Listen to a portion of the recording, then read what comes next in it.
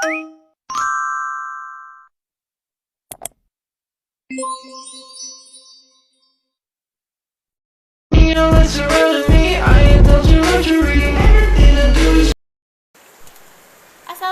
warahmatullahi wabarakatuh. Good morning everyone. Perkenalkan, nama saya Rizky Mardewina Harahap. Saya berasal dari kelas manajemen B Stambuk 2020.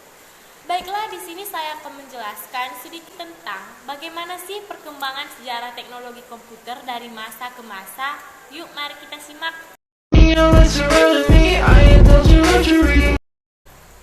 Seperti yang kita ketahui seperti sekarang ini, sebagian besar kegiatan yang dilakukan oleh manusia di era modern sekarang ini tidak terlepas dengan penggunaan komputer. Terlebih-lebih di saat situasi pandemi seperti ini, seluruh dan semua aktivitas bertransformasi menjadi serba online. Perangkat komputer yang awalnya hanya ditujukan sebagai sarana penunjang pekerjaan, kini sudah menjadi suatu kewajiban yang sangat dibutuhkan bagi masyarakat luas. Sebelum dilengkapi oleh fitur yang serba canggih seperti sekarang ini, perkembangan komputer diawali dari lahirnya sebuah inovasi sederhana yang lahir sejak tahun 1800-an.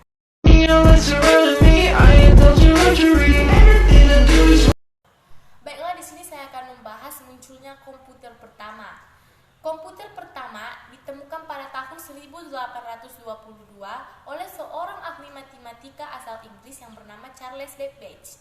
Dia bermaksud untuk menciptakan alat mesin hitung yang bertenaga uap yang bisa menghitung tabel angka. Kemudian mesin yang dia ciptakan ini dia beri nama Difference Engine. Difference Engine ini digadang-gadang sebagai komputer pertama di dunia. Dia sangat jauh berbeda bentuknya seperti komputer-komputer pada zaman sekarang. Nah, sekarang kita akan membahas bagaimana sih sejarah perkembangan komputer dari pertama kali memasuki pasar hingga sekarang. Jadi di sini tuh terdiri dari 5 bagian ataupun 5 generasi, yakni generasi pertama itu terjadi pada tahun 1940 hingga 1956. Generasi kedua itu terjadi dari tahun 1956 hingga 1963, dan generasi ketiga itu terjadi pada tahun 1964 sampai 1971, dan generasi yang keempat itu terjadi pada tahun 1971 hingga masa sekarang, dan generasi kelima itu masa sekarang dan masa yang akan datang. Jadi dari setiap generasi ini memiliki terobosan ataupun inovasi, sehingga mungkin inilah yang menyebabkan perkembangan yang sangat pesat pada komputer dari masa ke masa.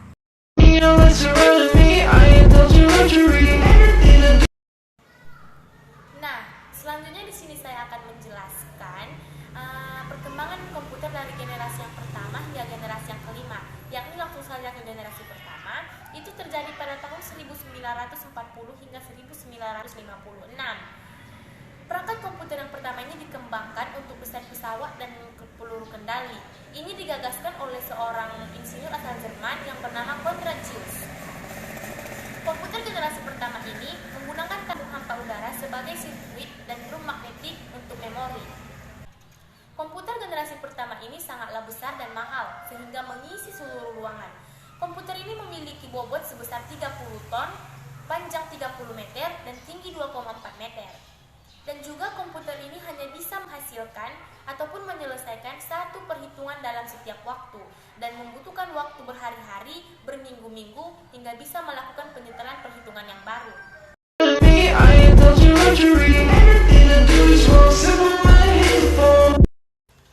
Nah, selanjutnya di sini saya akan menjelaskan komputer pada generasi kedua yang terjadi pada tahun 1956 hingga 1963. Diciptakannya transistor pada generasi ini sangat mengubah wajah komputer dari generasi yang pertama. Transistor di sini menggantikan tabung hampa. Transistor sangat jauh mengungguli tabung hampa, sehingga memungkinkan komputer menjadi lebih kecil, murah, dan hemat energi daripada pendahuluannya. Selain itu, pada generasi ini juga sudah mengembangkan memori pada inti magnetik. Secara umum, generasi ini juga sudah menggunakan bahasa pemrograman tingkat tinggi, kapasitas penyimpanan memori sudah lebih besar ataupun lebih tinggi, tidak memerlukan banyak listrik atau hemat listrik, proses operasi sudah mulai cepat.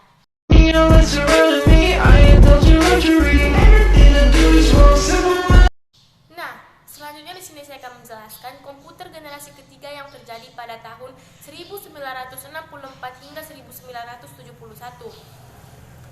Pengembangan integrated circuit ini menjadi sebagai penanda komputer generasi ketiga.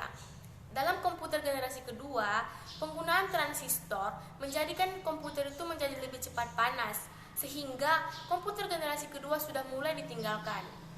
Kemudian pada tahun 1958, seorang ahli yang bernama Jack Billy menciptakan integrated circuit chip atau disebut dengan IC.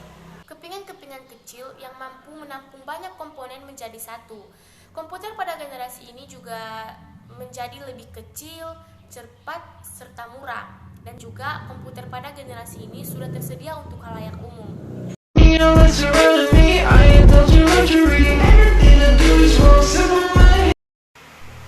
Nah, di sini saya akan menjelaskan komputer generasi keempat yang terjadi pada tahun 1971 hingga sekarang.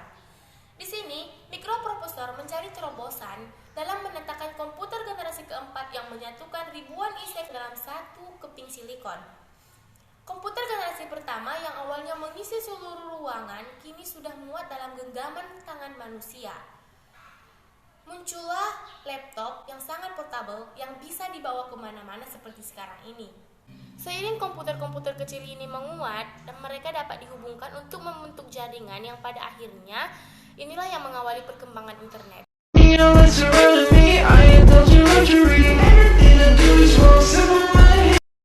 Nah, selanjutnya di sini saya akan bahas komputer generasi kelima, yaitu komputer generasi masa sekarang dan masa yang akan datang. Jadi komputer generasi yang kelima ini adalah komputer yang kita gunakan yang ditandai dengan munculnya LSI atau Large Scale Integration yang merupakan pemadatan ribuan mikroprosesor menjadi satu mikroprosesor. Jadi, komputer generasi kelima ini contohnya itu seperti yang kita gunakan seperti sekarang ini, yaitu laptop, komputer, notebook, netbook, dan lain-lain. Jadi, di sini kita juga bisa merasakan bagaimana sih perkembangan ataupun proses inovasi pembaharuan teknologi jaringan komputer dari masa ke masa hingga seperti sekarang ini. Yang dulunya awalnya bisa mengisi seluruh ruangan, kini dengan adanya komputer generasi kelima hanya dengan satu genggaman tangan manusia, yaitu seperti yang kita gunakan seperti sekarang ini, yaitu laptop, komputer, notebook, netbook, dan lain-lain. Mungkin cukup sampai di sinilah penjelasan yang saya ketahui mengenai perkembangan jaringan teknologi komputer dari masa ke masa. Cukup sekian, terima kasih. Assalamualaikum warahmatullahi wabarakatuh.